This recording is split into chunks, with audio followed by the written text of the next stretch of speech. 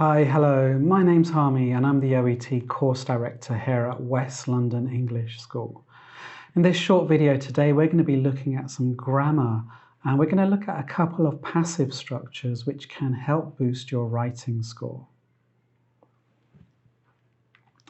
So we've got our sentence here, the doctor discharged Mr. Smith, and as you can see it's made up of a subject, a verb and an object. The object is always a noun. If you say the doctor is happy, well, happy is an adjective and therefore it wouldn't be classified as an object. So in this sentence we have got our subject, verb and object, and we call this an active sentence. If you switch the subject and the object, you can say Mr. Smith was discharged by the doctor, and we call this a passive sentence. You'll notice the verb discharged is in the past simple, and therefore we make a past simple passive, and it becomes was discharged. How do we make the passive? Well, we've got the verb be and the past participle. The verb be, am, is, and are. In this example, because it is the past simple passive, we're using the past of the verb to be. And we've also got the past participle, which is the third verb in English. So these are some of the more common tenses in English, and as you can see, they all have an active and a passive form. It's really worth familiarizing yourself with these tenses and also with the passive as well, as this can help boost your writing score. And this is really why we use passives in OET writing, because they're really used with more formal kind of writing. If ever you listen to news reports or if you read newspapers, you'll notice that they use the passive structure fairly often, also in academic writing as well. So using the passive in your writing, whether you're writing a referral letter, a discharge or a transfer, it can help boost your writing score. If we look at a couple of examples here, in the first statement it says we are sending a walker and a wedge pillow with the patient. Our social worker has organised hire of a toilet razor for 2 weeks. The second statement says a walker and wedge pillow are being sent with the patient. Hire of a toilet razor has been organised for 2 weeks. So if you think about which one is more formal, because they both have the same content, but the grammar is slightly different. I think you can probably see in the second example, we're using the passive. And really what gives it more formality, I think, is the subject. When you look at the first statement, the subject says we, and you can see in the second statement, it says a walker and wedge pillow. So very different subjects. And again, our social worker in the active sentence becomes hire of a toilet razor in the passive sentence. So when you're using the passive, you can avoid being so personal. You don't really need to say who did the action, and you can avoid saying things like I, you, we, or they. And instead you can use these noun phrases. And it's really these noun phrases which give your writing more of a formal feel. Okay guys, really what we want to do now, we want to look at advanced passives, and we're going to look at a couple of structures taught at the higher levels of English. First of all, we got the passive infinitive. Mr. Baker is to be discharged back into your care. I've got my timeline here.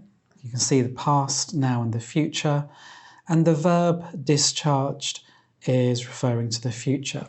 So we can use the passive infinitive to talk about the future, whether it's 5 minutes in the future, 5 hours, 5 days, 5 months, 5 years, it doesn't really matter. But we use it to refer to any time in the future. And how we form this structure, we have a subject, Mr. Baker, the verb be is to be, and we have the past participle. Another example, tests are to be conducted. And you can see it follows the same formula. Even if you use this structure in an active form, it's still quite formal and still quite nice to use. So if we take our sentence, Mr. Baker is to be discharged back into your care, and transform it into the active, the doctor is to discharge Mr. Baker back into your care, it's still quite a nice way of writing. And you can see the form that we use: subject, be, and to infinitive. If we transform tests are to be conducted, someone is to conduct tests. Another structure which could help boost your writing score are modal passives. A modal verb are verbs such as could, would, should, may, might, can, and will, and we often use these with the infinitive. An example here: her blood sugar levels must be monitored. Again, you can see I'm referring to the future, could be the near future or much further into the future. And the structure we use: her blood sugar levels, the subject, the modal, must, be, and again, the past participle. Another example: his medication should be checked daily. Okay guys, so let's do a little bit of practice. You're going to see some sentences which are in the active, and you need to transform these into passive sentences. Pay close attention to the verbs because this is what you'll be transforming. For example, you can see in this sentence, the doctor discharged her this morning. The verb discharge is in the past simple. We've looked at something very similar before, and discharge becomes was discharged. Okay guys, there are about 12 questions and you've got 15 seconds per question. So good luck.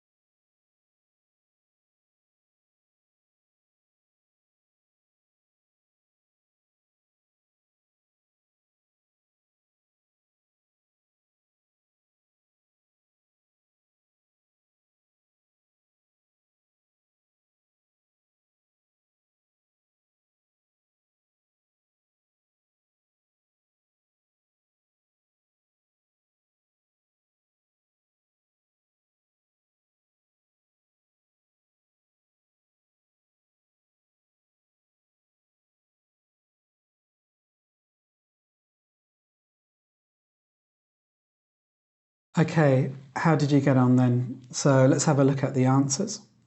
This was the first question. He has explored different options. We're using the present perfect, as you can see. Has explored becomes have been explored. Just take care with the subject because has changes to have. We had he has, but different options have. So make sure that you do check your subjects. You can find the details. We've got modal passive here, so the details can be found. We have not yet trialled the new drug. Again, we've got the present perfect passive. This time we've got a negative and also an adverb thrown in as well.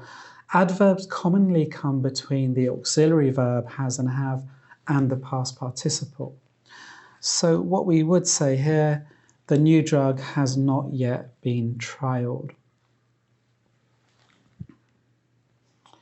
They are to hold the consultation tomorrow. This is the passive infinitive. The consultation is to be held tomorrow. I'm urgently referring Mr. Jones. So Mr. Jones is being urgently referred. And as you can see, there's probably a couple of ways you could write this sentence because we have got the adverb which we can move around.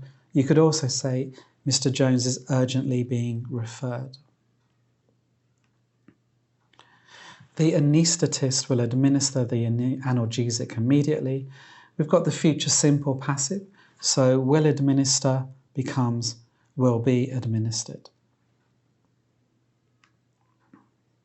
We then have the future perfect. The nurse will have removed his staples, so his staples will have been removed. You must rotate the injection site, and you can see it's the modal passive again, so the injection site must be rotated. He did not adhere to his medication regime. We've got the past simple passive, but we're using it with a negative, and of course when we use the past simple in the negative form we use did not. But we need the verb to be here, so what you would say is his medication regime was not adhered to. Once again, we've got the passive infinitive again. Specialist is to conduct tests. Tests are to be conducted. Just take care to change the verb be. We went from singular, the specialist is, and then tests are the plural. So make sure you do always check your subject and verb and that they do match. I asked to see him again. This time, well, him is an object pronoun. We can't use that at the beginning of a sentence, so we need to change the pronouns here. What you would say is, he was asked to see me again. Okay guys, I hope that was some use. If you do need more kind of help with language and with writing in general, or in fact any part of the OET exam, please do check out our other videos on YouTube. Also check us out on wles.net. And if you have your exam coming up, we wish you all the best. It's a pleasure working with you guys. Take care.